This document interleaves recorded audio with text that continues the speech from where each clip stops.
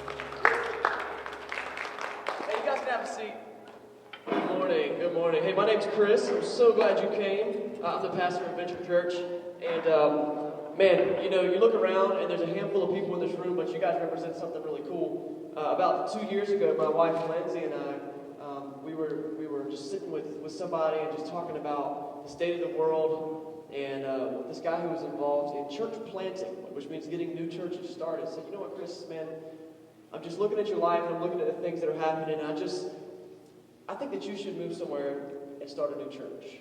I'd been in ministry, like working in churches, for about 10 years, and when I look at the way churches are, sometimes I just go, there's a lot of people who just won't ever walk the doors of a church. Like, they don't want to go. They feel like they're pushed out. They feel like they're, maybe marginalized, or even like, dude, that just stinks, man. Like, I don't want to dress like that. I don't want to look like that. I don't want to go there. And the truth is that, like, there's something that church offers. There is a God who loves us, and it's so important that I just want everybody to know about it. So that's what today's about. Today's Easter, and this is Aaron. Thanks, Aaron and the guys, for playing a song. You might have heard that song on the radio. He didn't write that one. But that's one thing among many that you might notice at Venture. We want to be a church for people who don't like church. A place where you can go and just get the roots, bottom line truth about life and God, and just throw away all the fluff. So we want to tear down all the walls that might keep you from wanting to be involved in church and knowing God, and just build bridges between people and God. So look, I want you to know off the bat, I don't have it all together. A lot of us don't have it all together, but we know a God who does. And so we want to talk about that today. Another thing along the lines that might be different about church. You got a little packet when you walked in today. Is there anyone who didn't get one of these? If you didn't, we got a few extras. You might be like, I don't want that, but I might change your mind. There's a raffle ticket involved. We're going to have a little raffle this morning. We're going to state fair style. All right, so we got this raffle ticket, and if I haven't treated you enough, let me tell you what the prize is. A giant Reese egg. Who doesn't want a giant Reese egg? Can I get a woo-woo for the Reese egg? Anybody? So I'm going to draw it. We'll come here in a second. Second prize will come first. Second prize is Starburst Jelly Beans. Who doesn't love Starburst Jelly Beans? So let me grab the couple of raffle tickets. And in classic raffle style, you have to be present to take your prize. And there's a lot more tickets in here than there are people. So let's see. Oh, yeah. Come on and stare it up. All right. Let's see if anybody's got this number. Look at your ticket. I know the anxiety's killing you. 640. Everybody's got that. 0, 2, 0. 20. The last number's 20. Anybody got that, baby? The last two are 20. That's all you need. Last two. 640020. Anybody got that? This is classic bingo fail right here. Nobody's got it. Awesome. We'll go again. Don't you know your numbers, Katie? She's like, I don't know. All right. You only need to know 1 through 9. 0 is a freebie. All right, let's go again. All right, let's try this one. Oh, that's a higher number. Okay, I'm going to go with this. All right. 6, 4, 0, 0, 1, 2. Anybody got that? For real? It's okay. We'll throw it out. We got like a 60 in here. Thanks, Maria. She was really, really faithful. God was going to make a lot of people here today. Anybody got 3-0? Last two. Throwing it out. We're going to keep going. Let's just roll through them. 47. I don't know if they went out in America. 47. See, this is an awesome thing. Anybody got 38? We got a winner! We got it right here. All right. Come collect your prize. Actually, you can choose. You want the jelly beans or the giant egg? Yeah. All right, last one. Here we go. Let's see. That one's probably here. How about 17? Anybody got 17? It's snowing right. The tickets up in here. Anybody got 31? Call it or lose it. 08. We got 08. Oh wait. Who's got the next birthday? Anybody got a birthday this week? Who got a birthday? Just you win. All right. All right, guys. We're so glad you're here. Today we're talking about the idea of having a bad day. And if you've seen some of our flyers go around, seen us on Facebook, we've got this thing up that just says, Easter is the better day that you've been hoping for. And I feel like there's always days that we're just like, man, why was today so bad? We're going to try to get through that stuff today. Listen, we're going to sing some music here in a second. And if you're not a church person and don't want to sing some songs or don't know the song, just stay in your seat, enjoy the music, look at the words. If you do want to stand up or clap or dance or whatever it is you do to enjoy music, do that. But these are songs about God and to God that'll get us going in just a second. But before we do that, I want to turn it over to a video. If you live in America, guys, let's just be honest. It's really hard. It's really hard to live in America, isn't it? I mean, we've got all this convenience, electricity, running water. So there's this guy who wrote a song about these. They're called, you might have heard about third world countries. We live in the first world, and the first world really has problems, don't we? So let's just watch this video about how hard it is to live in the first world problems. People of the first world, yeah.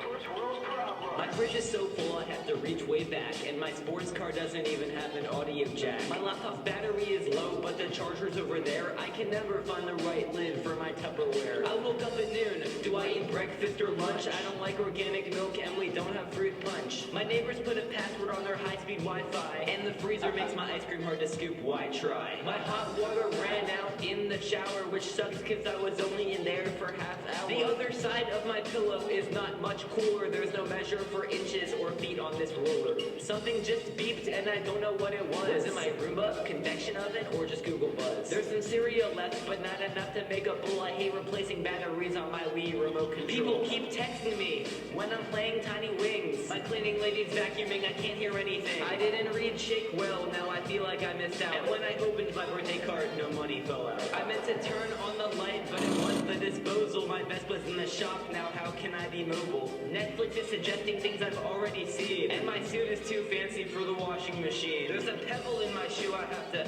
stop and shake it. I have to add water to this cupcake mix, then bake it. My pillow's too soft, and I have too many sheets. And what the heck do I do with all these Starbucks receipts? My walk-in closet's door is kinda hard to close, and my private school teacher calls my rap songs prose. My fridge doesn't have a touch screen, first world issue. Killed a spider with $1 cause I didn't have a tissue. We got these first world problems.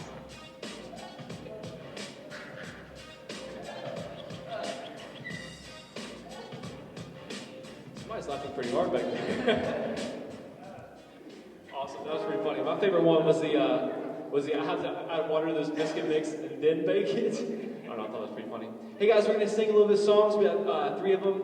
They're songs about God and to God. So if you're kind of uncomfortable about singing, feel free to just sit and listen and just read the words. But if you would, just stand up and let's go ahead and get started. 1, 2, 1, 2, 3.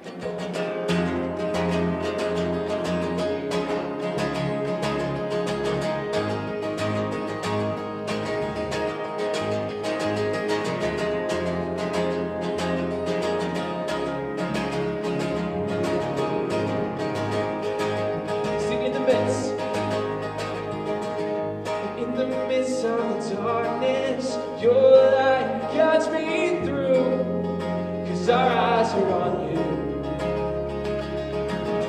You are near to the broken, the weak find their strength in you, 'cause our eyes are on you. Yeah!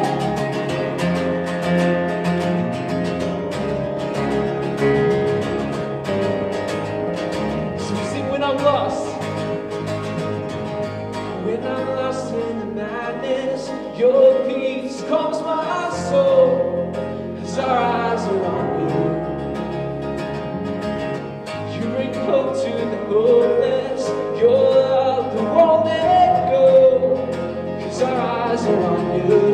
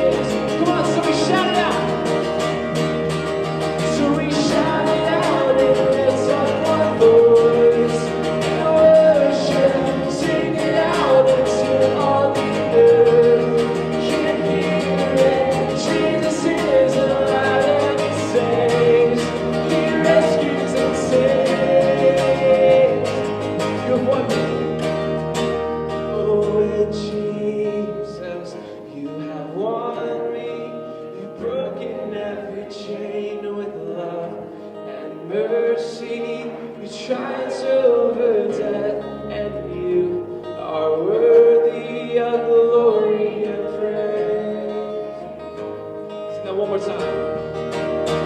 Oh, and Jesus, you have won me. You've broken every chain with love and mercy. You triumphed over death, and you are worthy of glory and praise. So we're gonna shout it out. Come on. So we shout it out and lift up one voice in worship, sing it out to all the earth. Can't hear it. Jesus is alive and He saves. He rescues and saves. Sing that one more time. So we shout it out and lift up one voice in worship, sing it out into all the earth. Can't hear it. Jesus is alive and He saves. He rescues and saves. Give yourselves a hand.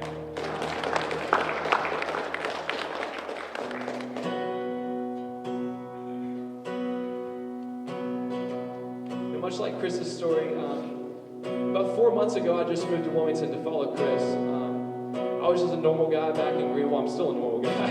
I'm just a guy living in Greenville, and Greenville, North Carolina. And Chris approached me in one service, and he just came up and he said, "Man, I really want to invite you to join me on this journey." And it's been one heck of 3 months living here in Wilmington, getting used to this whole surrounding and everything. But I think this next song really explains a lot about kind of all of our lives. Is at some point, grace is involved. I'm a failure. I like fail all the time, and I think grace is important for us all to understand. And this song talks about God's amazing grace. It talks about how His love surpasses all things. So let's sing this out.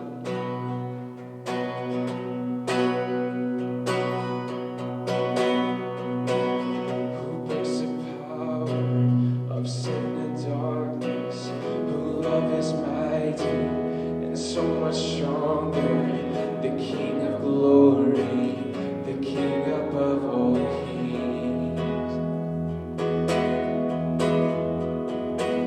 Who rules the nations with holy thunder?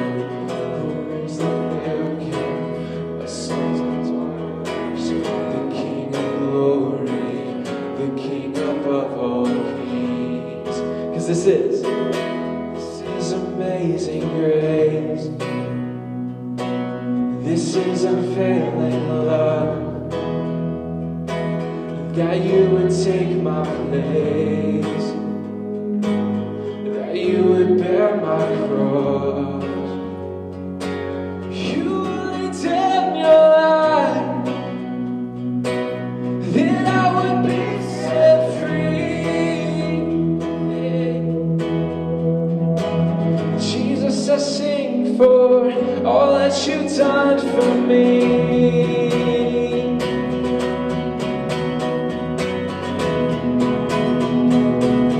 Who brings our chaos? Who brings our chaos back into order? Who makes the orphan a son and daughter? The King of glory, the King above all kings. Who rules the nations with truth and justice?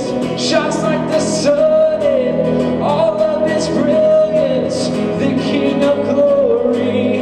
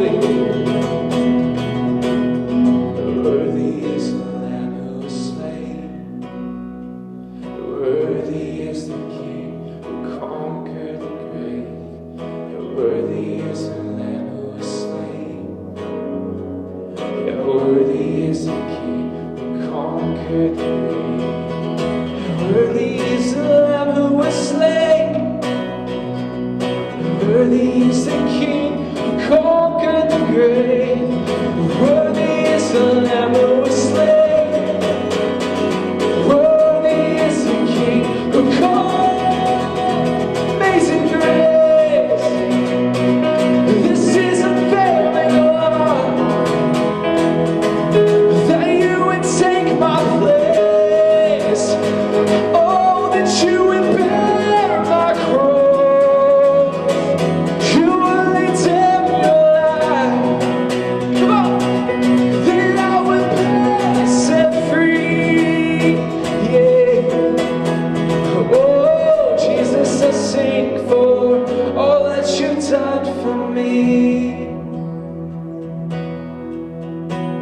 Sing that one more time. This is Amazing Grace. Amazing grace. This is unfailing love, that you would take my place, that you would bear my cross, you would lay down your life,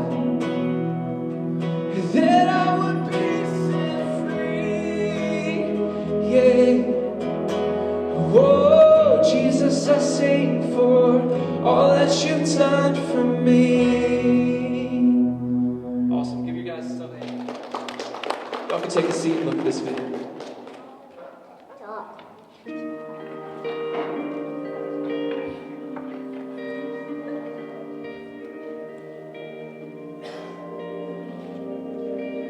The world needs you. Stop being boring. Yeah, you. Boring is easy. Everybody can be boring, but you're gooder than that. Life is not a game, people. Life isn't a cereal either. Well, it is a cereal. And if life is a game, are we on the same team? I mean, really, right? I'm on your team. Be on my team. This is life, people. You got air coming through your nose. You got heartbeat. That means it's time to do something. A poem. Two roads diverged in the woods, and I took the road less traveled. It hurt, man! Really bad. Rocks, thorns, and glass. The parts broke. Wah! Not cool, Robert Frost. But was there one word too fast? I won't be the one that leads to awesome. It's like that dude Journey said. Don't stop believing unless your dreams stupid. Then you should get a better dreams. I think that's how it goes.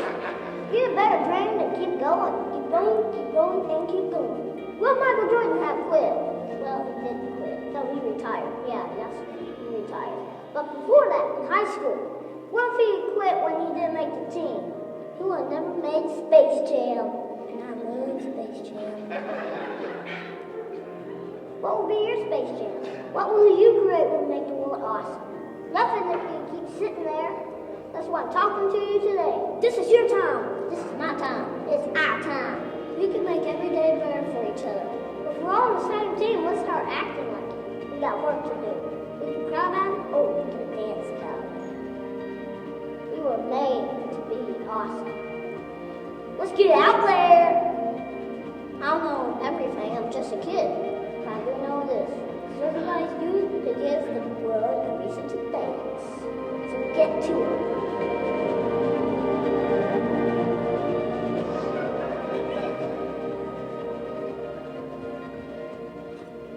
Yo, can we give it up for that little kid? That dude, that's Kid President. He's got a YouTube channel, and I think his mom was getting rich. I don't know. He's going to be in the next Space Jam, I think. Man, I'm so glad you guys are here today, and I got to share a little bit of our story earlier. But, you know, I just want to tell you kind of a little bit about what's going on here. Venture is a brand new church in Wilmington, and there's a group of about between 20 and 30 adults. We've got a handful of kids too, and they're super important to us. But we've been meeting in houses around town for really since February. My wife and I, like I said earlier, we moved here back last fall, and we're really trying to just be part of the movement of great churches that are already in Wilmington. And I've come across some of them, and some of maybe you've attended some of them, and the only reason you're here is because you're like, maybe this would be closer to my house. And we really want to be a church home for anybody who wants to be their church home, but we have one specific passion, and that is we want to be a church for people who otherwise would just not go to church. And so if you've got friends that you're like, you know what, we went to church today, it was different. tell them to come back. And I'll tell you a little bit later about when we're going to do some other services like this. But for the next few months, we will be meeting in homes around town. I know that's kind of weird, especially if you just haven't done church. But I'd love to invite you to join us in our home groups.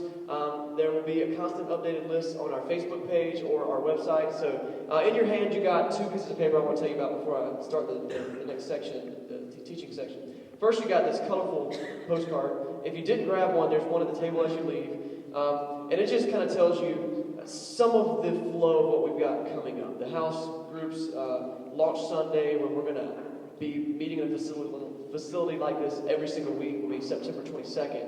But in June, July, and August, the second week of each of those months, we'll also have another service like this. And I would love to double and then quadruple and then octuple the numbers of people who are coming just to learn about what God can do for their life. And so if you want to take that thing, hang it on your refrigerator door or wherever you put important things, that'd be great. Go like us on Facebook and visit our website. The other thing that's really super important is this white piece of paper that you got when you came in. So while I'm talking over the next few minutes, if you got a pen, you should have, or you want to borrow one from a neighbor, if you wouldn't mind just filling that out.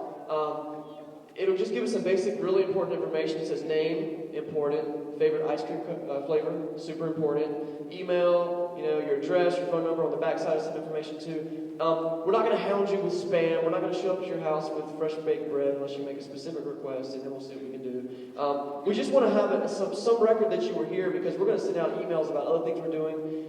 We do some awesome things in the city. One thing is we partner with Nourish NC, which is an organization. I don't know if you realize this, but about 900 kids a week in New Hanover County in the public school system are what is in what's called food insecurity. And they're not able to know that they're going to eat a meal every day. And especially on the weekends, it's rough. And so we work with a group called Nourish NC every other Wednesday. In fact, I think this upcoming Wednesday, am I right? Does anybody remember? This upcoming Wednesday, we'll be down at Murray Middle School, all the way down past Monkey Junction. And we'll be packing bags of food that can go home to some of these kids on the weekends. Last week, we packed enough food for about 200, I think, kids to take home food for 10 days. And you know what? It's a drop in the bucket of what needs to be done here. But Nourish NC is getting some of it done. And one of the ways that they really want to grow is to have church groups partner with them. So they're looking for donations of food goods and money and time to volunteer. So if you want to know more about that, it's on our website, jointheventure.com. We'd love to invite you to be part of that. If you'll take that card, the white card, when you leave, there'll be some people standing at the door as you exit out the store. You can drop that card in there. And I'll remind you to do it again at the end of the service, too. But that'll just give us some information. So we can let you know that Nourish is coming up, let you know, we're doing some stuff at Azalea Fest. We'd love to have you come and help us hand out water to people or whatever it is we're going to do down there. So that's that. So I want to talk this morning a little bit about holidays. We have some really cool holidays in the world. One of my favorites, you might think Christmas. Christmas is awesome, but another favorite is 4th of July. I love 4th of July because it's just sunny and it's warm and it's hot and there's hot dogs. But one of the coolest things about 4th of July is fireworks. Love fireworks. 4th of July around Wilmington is pretty crazy. We experienced our first 4th of July here last summer. My family came down. We got a house down in Curry Beach. Stayed with my parents, and my kids were down there. My brother and his kids, it was great. We stayed down there, and what I learned is that you can pretty much watch fireworks every night of the week for 2 weeks in Wilmington. And so we were right there near Carolina Beach. The problem is my son, who's 6 now, he hates fireworks. If you got small kids, can I get a, yeah, I know what you're talking about thing? I don't know. And people were like, let's go take our kids to fireworks. And the first one goes off, and then it's just ah! It's crying everywhere. Why do we do this? So we're like, let's go watch fireworks. And we want to go. And my son hates fireworks. So every night my family's like, oh, at Carolina Beach they got fireworks. He's like, I don't want to go to fireworks. Let's go. Okay, we'll go tomorrow night. I don't want to go. Let's go tomorrow night. He's like, I hate 4th of July. We're teaching our kids to be patriots. Another holiday that's really great, but weird, that we experienced here this year is Halloween. Halloween is out of control in Wilmington. We got to get on the Lansdowne with some of our friends, Nick and Elizabeth, that live here, and they're here today. And man, those people went all out at Halloween. It was awesome. They're giving out teddy bears and full foot-long candy bars. And I got a Fiat and a Maserati. It was really good. And I sold the thing. Had to pay for the firework, the therapy. But we went down there. It was really cool. But we do cool things. I understand costumes. I get it. But what I don't get is some of the weird stuff we do. Let's decorate our porch with cobwebs, and let's hang skeletons from the window. And she was like, she goes all that. It's really cool too. I like it. We do weird things, and then, if that's not bad enough, we're like, let's lure innocent children to our front door with candy, just to scare them. What a great idea! We do this, right? A side note, I was trick-or-treating with my son Silas, and here's a picture of him up here. I think I got it on the thing. I had him dressed up in all camo, right? I did his face paint. He was ready to go, which is awesome. Until I go down to the neighborhood where there's 2.7 million kids pandering for candy. And it's dark. Camouflage. Great for duck hunting. Terrible for keeping up with your kids at Halloween. Next year you're dressing up as a fluorescent light bulb. That's my decision. Fine. There's a lot of holidays. There's some that are great, some that are weird. There's some that nobody cares about except for that you get off work. Like, yay, Columbus Day. Glad he sailed the ocean blue. That was good. But amongst all that is Easter. I don't know what Easter means to you. It might mean Easter egg hunts and a big creepy bunny. It might mean a big chocolate bunny. It might be lots of chocolate. It might mean an awesome meal at your grandma's house with your whole family.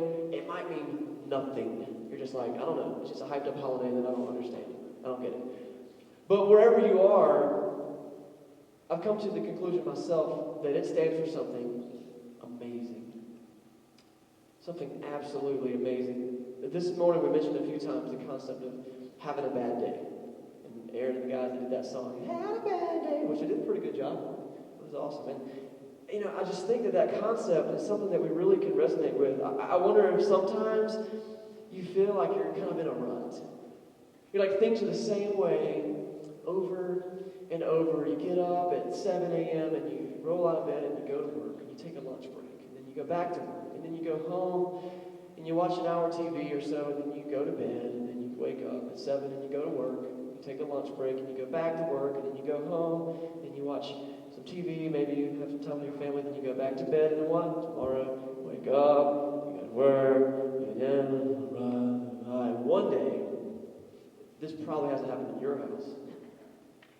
Somebody snaps. Dad comes home, and he's upset because of something that happened for him. And he yells at Mom, and Mom yells at older brother, and older brother pushes younger sister, and younger sister kicks the dog, and the dog chases the cat scratches the baby, and the baby bites the head off of a Barbie doll. Wouldn't it just be a lot easier if Dad would just walk in the door and bite the head off the Barbie doll? Like, save a lot of those in-between steps? It's crazy, though. Like, life is just... And what happens is, like, one bad day leads to, like, a second bad day. Your second bad day leads to another bad day. Before you know it, you're like, this is going to come a bad week. Someone comes up to you and says, like, how you doing? You're like, good. How you doing? Busy. Right? And you start to think, this is not what I signed up for. This is not what I wanted to do with my life. When I was sitting in high school, I was thinking, I'm going to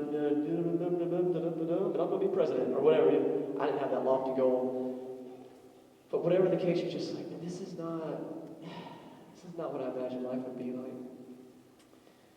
Which brings me back to Easter. Because what if there were a way to take everything that we do and just organize it and make it make sense and take all the clutter and the trash and just push it off to one side just for a minute so that we can see down to the roots of what really matters in life and we can understand, like, why am I here? And what is this all about? And why does it matter? Here's what I believe. I believe that there is a better day that we've all been hoping for. And I believe that day is today. Today. It's what Easter is about. The Bible, in the book of 1 John, it's a book in the Bible near the end of the Bible, and there's this passage in there. It's got some pretty amazing news. The scripture that I'm reading will be up on the screen. You can follow along. We're going to be in John 4, and the very last part of verse 8, and then we're going to keep going. So here's what it says. It says this. God is love. This is how God showed his love among us. He sent his one and only Son to the world that we might live through him. Listen to this. This is love. Not that we loved God, but that he loved us and sent his Son as an atoning sacrifice for our sins. Did you catch that? God is love. It's not only what he does, it's like who he is. God is love. And he loves us to the point that he wants to show us. Here's the deal. I think that every one of us has a capacity to show love. Did you hear that? Every one of us has a capacity to show love. Like we're able, and we have our own resources and our own means, and we can show love. For example, my 3-year-old daughter, she's got this new habit. I absolutely adore it. She'll walk up to me wherever I am. She'll crawl up in my lap. She'll inch up to my ear. She'll go, Daddy. I'll say, what? She'll say, Daddy, I love you. Oh, right? I'm just like, dude, I'm like totally not the mushy, emotional guy, but I can do that all day long. I love you too, baby. She gives me a big hug. You know, as far as her capacity to show her love, she doesn't have a whole lot of resources. She can't rent a blimp with a jumbotron on the side and play scenes of me and her walking down the beach and letting her flow around town. And, I love my daddy. But you know what she does have? She's got soft hands and squishy little cheeks and the time to sit there and tell me, Daddy, I love you. We all have the capacity for showing love. I don't know what yours is, but I know that you have it. God's capacity is huge. God is powerful. Like, I don't know where you are with God. I don't know if you believe that there is a God. But I believe that there is a God and that He loves us and that He is powerful. Talk about capacity for love. This is what this verse says. Verse 9, we'll go back to it. This is how God shows His love. This is how God showed His love among us. He sent His one and only Son into the world that we might live through Him. He's got the power to bring life. He's got the compassion and the sacrifice to lay down something extremely important to Him. I want to unpack that for just a minute, okay? Understanding the meat behind this verse is absolutely huge, and it's important to getting ourselves through the rut of these bad days. Man, what if there is a God who actually loves us? That is crazy. You have this realization. Like, why would God love me? Okay, if there's a God, doesn't He have more important things to worry about? Like, I don't know, gravity, right? But He loves us. And He wanted to show us He's God. How can He even care about me? Well, He does. I was watching this documentary on Woodstock. You know that crazy festival in 1969 where all the hippies went up and ruined Woodstock, New York? Remember that? Like some of you do, and you're like, I'm not going to raise my hand because that's a long time ago. But they got this great documentary on it. It was actually filmed at Woodstock. And so to see some of the actual footage from the festival is incredible. If you ever want to see what the world would be like if it was controlled by idiot high school students, watch that movie. It's just like, oh my goodness, is this real life? Is this really what people are doing? And there was this one scene that was really crazy. Okay, so there was this group of girls, and they were standing in a field, and because that's what girls did in the 60s, I guess. They just stood in a field and they were picking flowers. And there was one girl, she was picking a flower, and I don't know, I think it's happened kind of spontaneously. And so this one girl, she picks a flower, and I'll use our little raffle tickets I threw on the floor, and they plug up, you've seen this game, they plug a little petal, and they go, He loves me! And she throws it up in the air. She smiles. Then she goes, He loves me not. He loves me! He loves me not. And one by one, like, these other girls start joining in. Like, He loves me! And every time they said, He loves me, they would, like, cheer and jump around and, like, laugh and smile. The cameras were in a couple of their faces. And they were like, He loves me! And they were so excited. And then, He loves me not. And then they're like, pouting and rolling on the ground and wallowing. It's like, that was really weird. They were really, really high, I'm sure.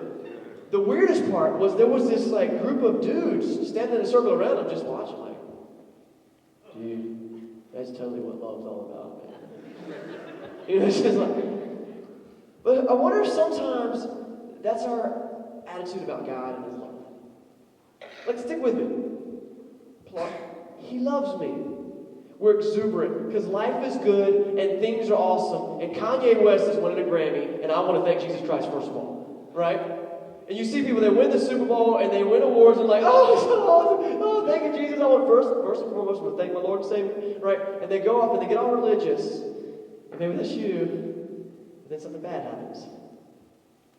He loves me not. I don't even know if there is a God. If there is, He definitely doesn't care about me. How can this and this and this and this happen? How can there even be a God? How do you rectify those two extremes? How do you get to the point where you understand whether or not God even loves us? Man, there is a God. And he does love you. And it's not some kind of wimpy 7th grade puppy love that just fades away with every shift of the wind. No, it's a huge, lasting, sacrificial love. The kind of love that says, you know what, I'll lay down anything to take care of you. Look, I was playing with my son the other day at Halliburton Park, and if you've ever been to Halliburton Park out on 17th Street, there's this pond, and they claim that there's alligators in it. So there's this big sign, it literally says, do not let your small children stand next to the pond because of alligator. I'm like, seriously? Put up a fence! Like, come on! And so we're walking around, and I'm this great protective dad, so I'm like, hey buddy, you want to go down by the water? So we're walking around, and he's like, what if the alligator gets me? I say, buddy, an alligator's not going to get you. We're way far away, and the water is 1.5 inches deep. If you've ever been there, it's like all dried up. If there's an alligator in there, he is a tiny little lizard, and I'm going to give him to Brian to take to the pet store. Brian works at the pet store. Who's Brian? Oh. And so he's like, it's cool. And he goes, Dad, you would lay down your life for me, wouldn't you? What? He's 6 years old. I'm like, yeah, Second Private Ryan. That's right. But I didn't even hesitate. It was cool. I didn't even hesitate. I just looked at him and said, yeah, buddy, I wouldn't even think about it. If something bad happened and I could save your life, and if I had to, I would jump in front of an alligator for you. He said, really? Thanks, Dad. You know what? That's sacrificial love. And that's the type of love that God has for us. This is the verse again. Let's look at it again. Verse 9. This is how God showed his love. Listen to this. This is how God showed his love among us. He sent his one and only Son into the world that we might live through him, through his Son. The idea of Jesus being the Son of God is kind of, wow. Right? Because if I came to your house today and I was like, hi, I'm Chris. Yeah, I'm the Son of God. You'd be like, hi, I'm calling the police. Right? It's a crazy concept. The only way that we can verify or understand that someone is the Son of God is that they have the actions to show it. There has to be something that verifies that something, such an audacious claim could be valid. Right? Man, read some of the Bible. It is incredible some of the things Jesus does. We're not going to read the whole Bible right now. You can breathe a huge sigh of relief. But it's amazing. The idea of Jesus being the Son of God is sometimes a little hard to understand, but I want to take a second to touch on it because it changes everything. Jesus would often refer to himself as the Son of God. Okay, that's one thing. He said, I'm the Son of God. But does that mean God had a baby? Well, I mean, kind of. It's a whole different subject, but let's look at understanding it a different way. Another thing he said was, when you've seen the Father, when you've seen me, you've seen the Father. He also says, I and the Father are one. So in that way he's saying what? I am God. Wait a minute, are you the Son of God or are you am God? Which one is it? Right?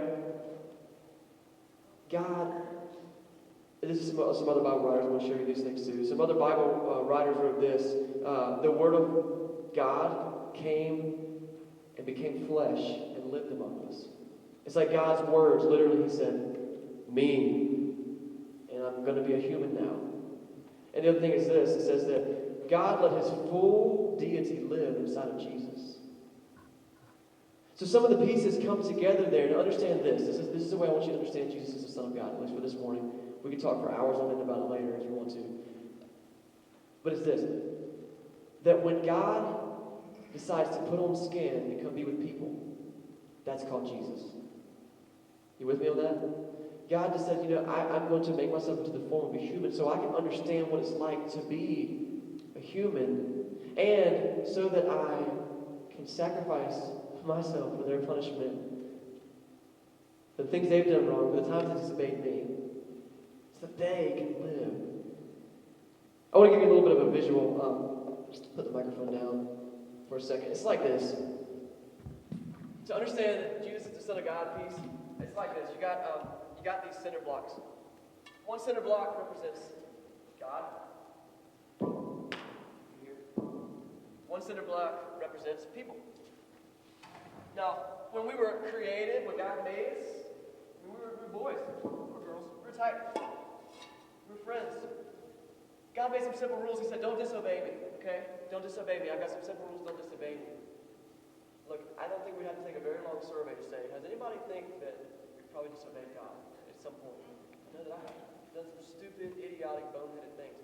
And that's the same thing that happened with the perfect people. And as soon as that happened, God, who is perfect and can't be with imperfection, said, I'm I'm sorry, I love you, but there's now a gap between us.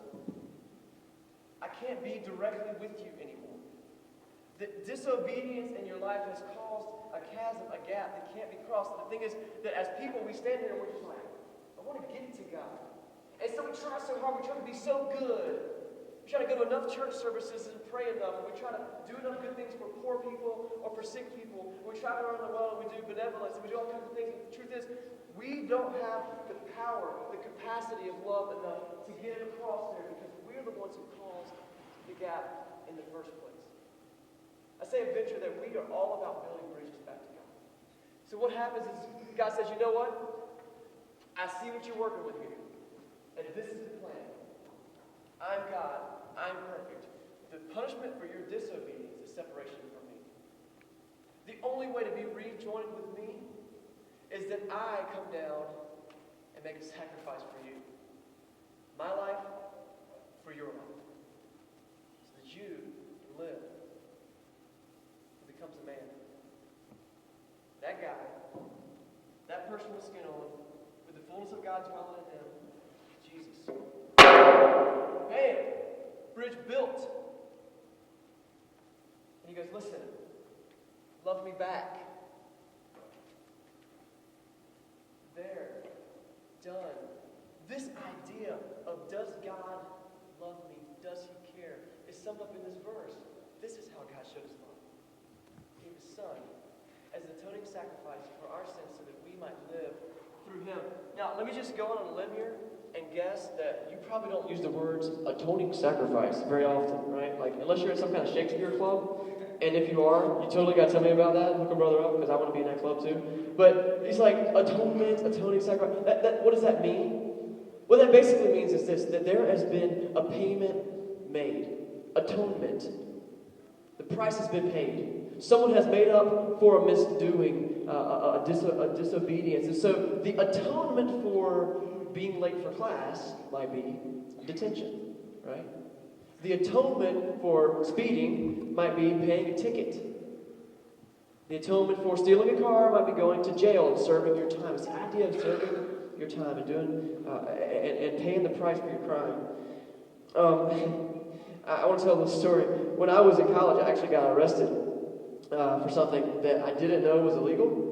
Like likely story, right? They're like, oh, I didn't know it was illegal. Well, ignorance is no excuse for breaking the law. Well, I did. I didn't mean to. And here's the thing. There's a group of me and my buddies, and we were gathered to film a video for a history class. And it was a video about the Holocaust. Before I tell the story, you got to understand, there's nothing funny about the Holocaust, okay? I mean, that was like one of the worst events in all of human history. But the story is kind of funny, so stick with me, all right? So we're filming this video, and I set up a scene. There's 8 college guys, and we are dressed up as Nazis, complete with trench coats and armbands with swastikas. It gets worse. And Jews, complete with Stars of David wristbands. Now, we're filming a video for a history class, and so we want to be in character, and we're literally acting out a scene. We're some guards, we're watching some prisoners. We weren't trying to be disrespectful or weird, but we were being stupid, okay? Because what we also were doing, let's revisit the scene. We're on a college campus. We're dressed up as Jews and Nazis. We also have paintball guns that look just like assault rifles. They were props. They weren't even loaded. And we filmed this scene in one building, and the whole scene was simple. We were going to run down the staircase. It was a fire escape. And then the scene had happened where there was a, quote, getaway driver. And a bunch of us were going to jump in the back of a car and chase some of the escaped prisoners. And that's what happened. So it was like, click, end scene, right? And within like 2 seconds, we were surrounded by like 30 police cars. Lights on, doors open, guns drawn, and a dude on a megaphone going, put your weapons where we can see them. Oh my God, that's what happened. Got the wrong person. So they like start, I mean, this is for real. Like, have you seen like Bad Boys? Like, we're getting thrown in the back of this pickup truck. I'm on the ground. My friend, he had this big afro, and they like yanked his hat off. His big afro fell out, and he stood up in this little plastic, it was like a BB gun, but it just fell on the ground. It was like clank, clank, and then you just heard click, click, click, click, click, all the guns getting cocked. I am not making this up. I wish I could tell you the whole story. There's so many details that just blow your mind. Meanwhile, we're going, what is happening? They take us downtown, they put us in a holding cell, they interrogate us one by one and realize that we are all complete morons. Like, false alarm, these guys are not terrorists, they're just idiots. And we're like, what are we going to do? Like, we're stuck. And they're like, look, you guys have broken a federal law. Like, do you realize you're on the news right now? There are cameras. The newspapers are taking interviews, and we're sitting there like, what do we do? And, oh man, until the president of the college shows up. Now, this is a very well-respected guy in the city. He walks in. He happens to know one of the higher-ups in the police force. And I don't know what he said or how many chocolate Easter bunnies he gave away. But they let us go on his good word. He said, man, these guys, they're idiots. What can I say? They're good guys. They didn't mean any trouble. The college took the fall because their policy in teaching, like what you're allowed to do with guns, because that was like, it was about 12 years ago, and so like around that time, the whole height of awareness on college campuses wasn't quite as high. It was before Virginia Tech, before that stuff, So they took the fall. The college took the fall for us 8 guys because they had not properly educated us on it, quote unquote. And they really believed we had innocently done something we didn't mean to do. The president's word was the atonement for our disobedience. Because what we deserved was to be humiliated on national television, be arrested, be charged with things, go through a trial, have our reputation ruined, and our resumes, That dude walked in, he laid down his reputation. He took the fall. This is what Easter is all about. Jesus, God in the flesh, taking the fall for our disobedience, perhaps our ignorance, our mistakes. He did the time so that we could walk. Easter's the better day that you've been hoping for. It really is. And here's the best part. Listen. Easter isn't about the celebration of Jesus taking the fall for us, because he did. He became a man, he became a human, and he laid down his life, and he took a fall. But it's not about that. It's about what happened after that. Because Jesus, if he just took the fall, would still be locked up in a jail somewhere, or worse yet, buried in the ground. But Jesus did die. He did lay down his life. His friends cried and mourned. He was in a grave for 3 days. Then some ladies went to his grave to prepare his body a little bit after he had died, and the body was not there. And Jesus began to appear in flesh to some of his closest friends, and then you read the Bible, you read other historical accounts, Jesus begins to show up to other people, showing himself, saying, I'm here. I told you this was going to happen. I've risen from the dead. I took the fall, but now I've risen. I'm not dead anymore. And I built the bridge. Come on across. This is the story of Easter. And that's the better day that you've been hoping for. I promise you. I hope that today is a time that you're like, man, I'm starting to think about taking some steps towards God. And I understand that you might be a long way off. You might be like, man, I don't even get this whole thing. Somebody drugged me here this morning. I'm glad you gave me free chewing gum, but I'm out. But what I would encourage you to do is say, man, what if that's true? Let me take a little bit more time. Don't fight with somebody about it, but come talk to me. I won't fight you. Let's talk. Let's be logical. Let's be rational. Some of our other volunteers who are here that are just part of our Adventure like core group, talk to them. Because you might be ready to take some steps towards going, okay, I could dig that. I could learn a little bit more about that. I'm understanding what you're saying. We're going to do something here in a second. And Aaron, if you want to come on, get ready. Is Aaron over there? Somebody, there he goes. We're going to do something here in a second that's it's something that's just part of our tradition here at Adventure. We've been doing it in our house groups. And it's something that basically before Jesus died, before he kind of laid down the bridge, he was with some of his closest followers, and they were having a meal together. They were eating supper, literally. They were having like a special festival meal.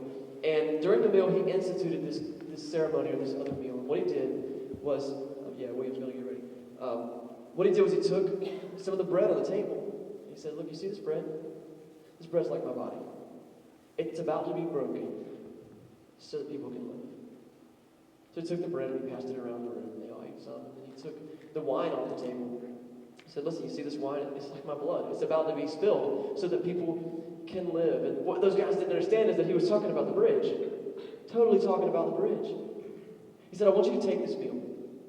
And as often as you take this meal, and when you ever gather together with other people who believe like you, I want you to have this meal together. And I want you to remember what I did for you. So that's what we're going to do right now.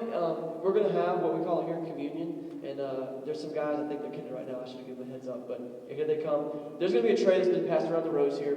I want to make sure this is very clear, okay? If this is not your tradition, or if this is something that you don't understand, you don't have to do this. This is a great time for you to just sit and say, you know, what is going on? What is God about? Think about the words that were said. Think about the bridge. But if you are someone who doesn't believe this, I want to take these influences that come across me and do it. Take a bread and eat it. Take the juice and drink it. Put the cup right back in the container there. And we're just going to spend a few minutes in some meditation while Aaron plays through some music, and then I'll say a prayer.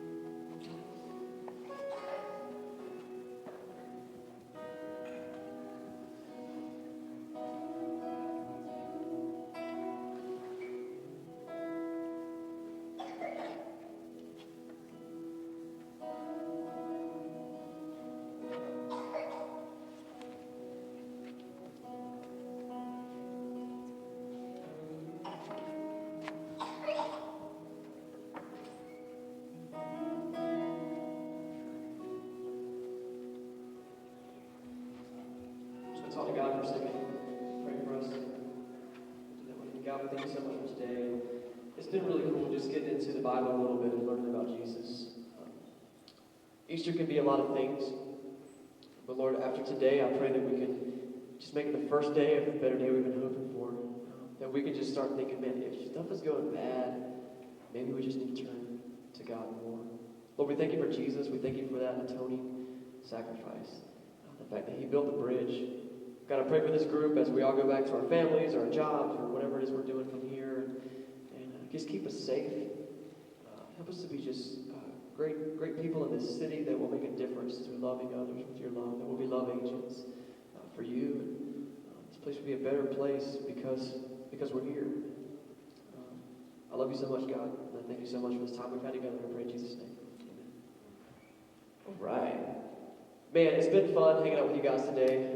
We're wrapping up here in this part, but you don't have to run off. Love for you guys to just get to know each other, shake hands if you someone you hadn't seen before. Church is a great place to make friends because, for the most part, the people you meet at church won't steal from you. So that's good. It's not always true, but it kind of is sometimes. I can tell you about the college I went to. I went to a Christian college, and this one guy, he came after we had done a big thing together, and he came to my room, knocked on the door. He's like, dude, he came from like a real rough ghetto area. He came like, dude, I just want to tell you thank you. I was like, why? He's like, dude, because you're my next door neighbor. You have never stolen from me. I was like, what? Sorry, man. It's a true story. But you know what? We won't ever steal from you. But what we do want from you is this connection card. Like that segue. This connection card, if you would please, just take a second to fill that out and put it in the tray as you walk out, just so we can send you some more information. I want to tell you this as we go. This is the last thing. Look, Venture's a brand new church. In one sense, you go, man, this is a sparse crowd. Man, nobody showed up. Are you kidding me? I am ecstatic. Because 7 months ago, it was me and my wife in my living room, so now it's like people are coming, and this is a movement, guys. This is a movement about telling people about a God who loves them that can change their life. So I want to encourage you to, what we say here, join the venture. Join the venture. Join the venture on together with God. And what that means is this. Over the next few months, we're going to kind of be building momentum. We are still meeting in house groups. So next Sunday, we will be... Are we at the place at Kings Grant next week? There's an office building that another church has let us borrow. Check our website, check our Facebook, facebook.com/jointheventure. That's our phrase. Everything is join the venture. Our emails are join the venture. If you know somebody that's at the church and you want to email them, you can probably be like, Ed at join the venture. And it'll come to my inbox. And I'll be like, Ed does not work here, but I'll tell him you said hey. But join the venture, facebook.com/join the venture. Twitter is join the venture. Go to our website, jointheventure.com. You can find out where we're meeting. This is what we're doing, guys. We're just trying to make a difference in this city. And I would love to invite you to come be part of our core group that makes that happen. I don't care how close or far away you are from God. This is a church for everybody. And we can work on that journey together. And so come check us out. Meet somebody in the lobby. If there's still coffee out there, please drink it, because I don't need to drink a liter of coffee when I get home. Did I get everything, Aaron? That's good? Hey, look. This is the last thing we'll say today. At Christ Church, we're all about helping people find a better name in the before. You guys have a great day.